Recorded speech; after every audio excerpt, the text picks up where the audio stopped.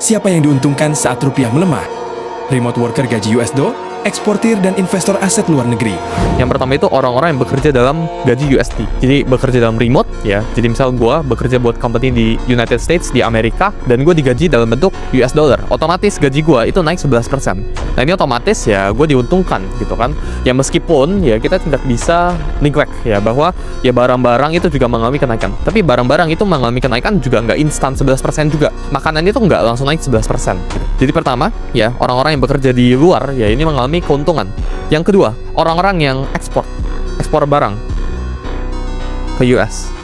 Ya, jadi kita ngomong ya orang-orang yang ekspor barang ke US. Ya, terus saya misal gue bikin jam tangan. Ya ini anggap jam tangan nih kayak gini nih. Nah kayak gini, jam tangan ini gue bikin di lokal ya rupiah. Tapi gue jual ke Amerika. Otomatis gue bakal dapat bayaran USD. Tapi kan gue bikin di sini, gue bikin di lokal ini pakai pabrik di lokal sebelah sini. Ini bikinnya lewat rupiah alias IDR.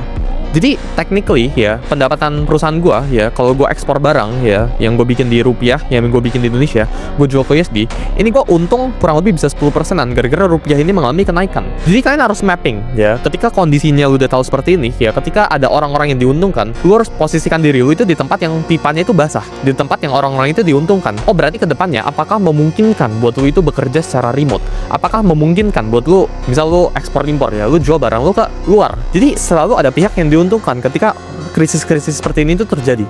Selanjutnya yang ketiga ya, sebenarnya ada juga pihak-pihak yang berinvestasi di US stocks, saham Amerika.